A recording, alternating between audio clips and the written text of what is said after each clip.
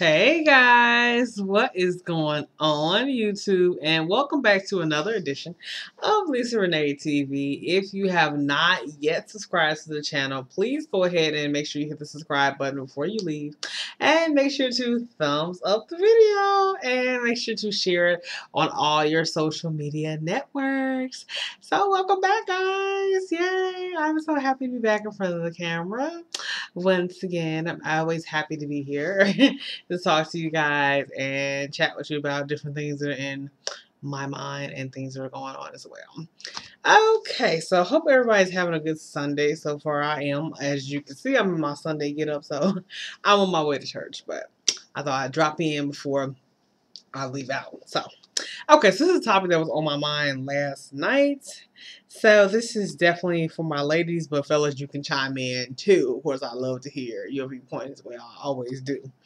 Okay, so why is that it seems that we women, we are absolutely nothing unless we have the husband and the kids to show for, it kind of seems that way. And it just like kind of dawned on me last night. Like I know I've done like some videos and sort of kind of danced around this topic, but I never like done a whole video dedicated to it. But it seems that way. Like we as women, it's like you have no value until you have the husband and kids. Like I know this is a topic that's really popular now. It's always seen there for single women. Like no matter what you accomplish, you can be a CEO of a company, or you could have written a book, or you could have done anything. You could have your own daycare center, or you could be whatever. It doesn't even matter. You could have traveled the world. You could have built an airplane by yourself. It doesn't really matter because you don't have any kids and you don't have a husband. So you are worthless, or so society says. They're like, you tell them all these accomplishments you've done, you have so many degrees and credentials. They're like, oh, that's fantastic, dear. So, how many kids do you have? You married? Oh, no, not yet. And they're like, oh, okay.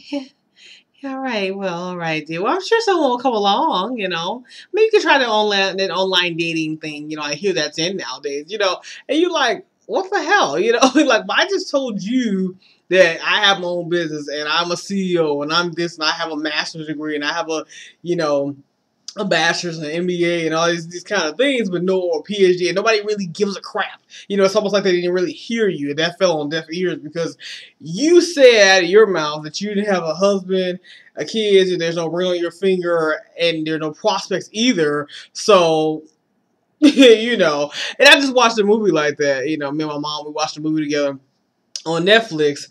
I can drop the title below. I think it's called Marry Me for Christmas. Yeah, with Melinda Williams. Yeah, I think she was the main character.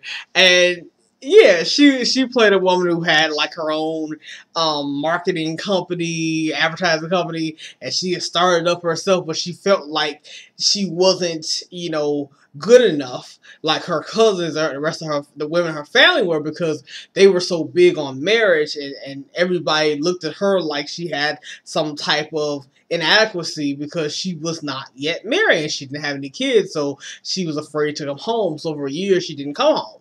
She stayed away from her hometown. She moved to New York, and she said she didn't want to be bothered with them. She loved them, but she didn't want to go home because she didn't want to be looked at like she was inept, or something like that. That's how a lot of us feel. We feel like, like you're handicapped or crippled, because you just, you just feel different. You feel like you're in a bowl of, green apples and you're the red one.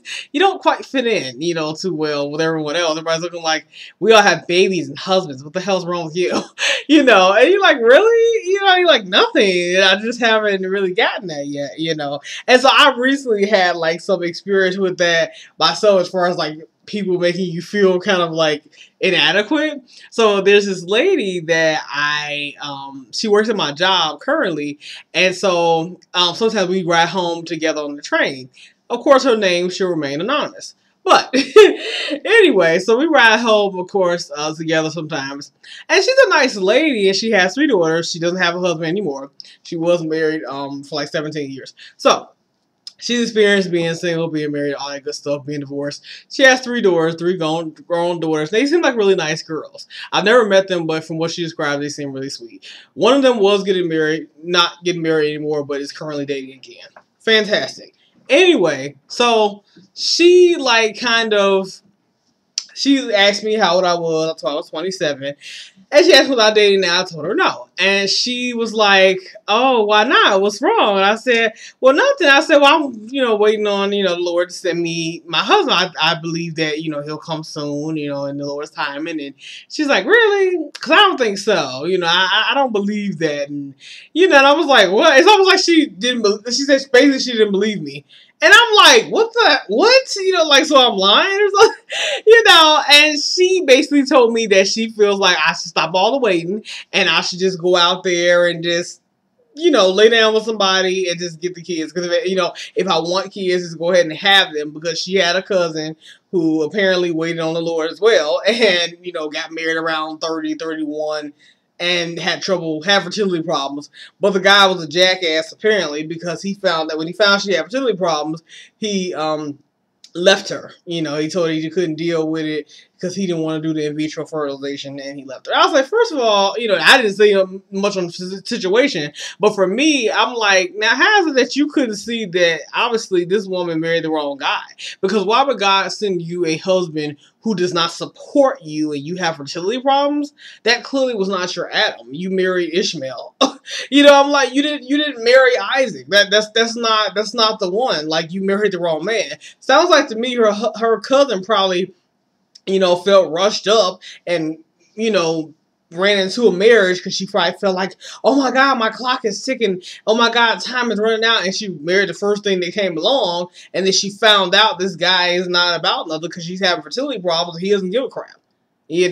So I'm like, I don't want to end up in that situation. So yeah, I waited on God because I know he's going to send me somebody who would never do that to me God forbid, but if I were ever to experience fertility problems or something like that, my husband would stand by me and not walk out on me. Like what kind of bastard does that anyway? So anyway, so me and her rode home again on the train like a few days ago, and she just asked me like, was I dating anybody? And I'm like, no, not yet. And she's like, you should get online and you should get you a date and everything, because I told her I was going to my aunt's house for Christmas. And she's like, you gonna have a date? And I'm like, no. And she's like, yeah, you should get online. You should do that. You gotta get on that. And she would just tell me it's time for me to start having kids. And I'm like, I know, I agree, And it's like when people tell you stuff like that, you feel helpless. Because you're like, what you supposed to say? You're like, I'm waiting on the Lord. I trust the Lord. I have faith. But sometimes it gets hard because you like, when they say stuff like that, it's like, I don't want to say your faith kind of wanes, but it does, because you got them saying stuff like that, and you like, your God is good, he's awesome, he's faithful, he's wonderful, he's going to come through, But when they say stuff like that, it's like they looking at you like, I'm waiting. You feel like you should have something better to say, a better comeback than I'm waiting on God. But what I realized today was that's the best comeback you could ever say. There is no better comeback than I wait on the Lord. He's got my back. I'm all good. I know he's gonna send my Adam. I'm all good. But you always feel like you need something else, but you're good. You're fine, But, these people can be annoying, right? I know a lot of you have experienced the same thing. So, yeah. And then I had a conversation with my aunt over the holiday over Thanksgiving, because they were over at my house. Everybody had the dinner at my house. It's always at my house. And she was kind of saying the opposite to me. She was saying I should wait for marriage. I'm like 30, because she felt like I should go and travel the world and all that good stuff. There's always two sides to that coin for single women. One side is telling you need to go ahead and have babies now because you're getting too old. And then the other side tells you need to wait a little bit longer because you need to live your life, and marriage, you're settling down, and your life is not gonna be the same after you have kids. So it's like there's always that, it's like damned if you do, damned if you don't, which is, I'm just irked in general, I'm sick of all the advice. I'm like, what is this, So I'm like, Lord help, like they starting to come at you now, with all these different little, but I think this is kind of just part of it, you're going to experience that people like, You ain't got no kids. What's wrong with you? The other side is like, girl, you don't need no kids. You don't need, don't have, You need to wait till you're 30 to get married. You better go crap the world and do this. And I'm like, so you trying to say when I have a husband and kids that he's going to take away from me, that I'm not going to be able to enjoy life because he's here? I mean, wow. That's insulting. That's insulting to your future husband. So it's like, honey, you take away so much joy. I wish you weren't here. Like what the that's horrible, Cause I know married women or know of married women who have plenty of fun and they're married. They still, go across the world and do stuff. And I don't think marriage is the end of fun and end of happiness. So it's different, but it's not the end of anything. So I think we should stop preaching that because that puts poison in people's minds.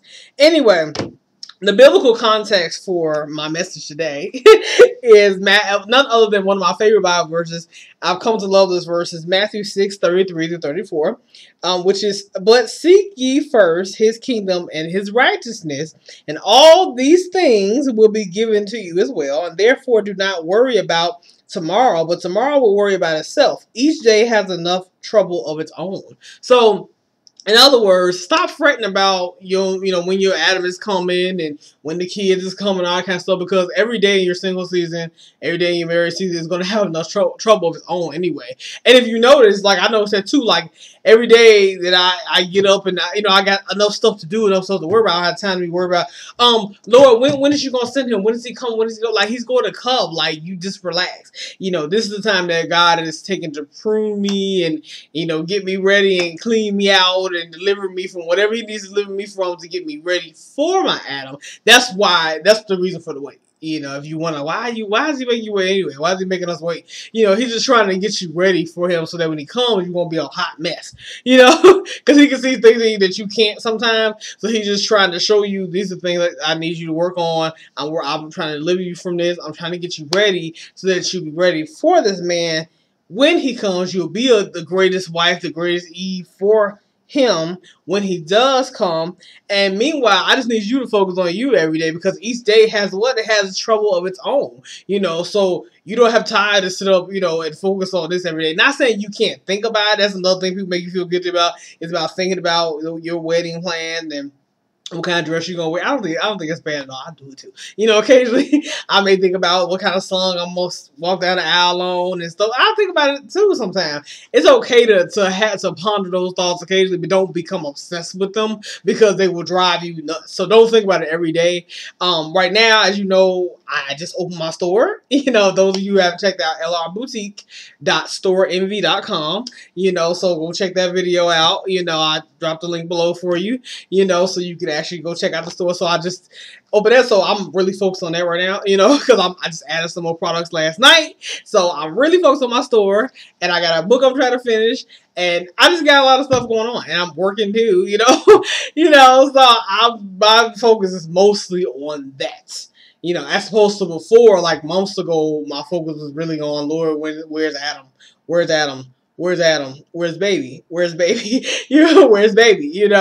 But now I'm like, I've gotten busy. I've really gotten busy, seriously, especially with this new business, because it kind of came out of nowhere, and that's how I know it came in the Lord's timing. Because a few months ago, as you know, you guys probably saw the other videos, I had the t-shirt campaigns, and I tried to put it out, but that was in my will, and I thought it was time, and God clearly was saying no, not now.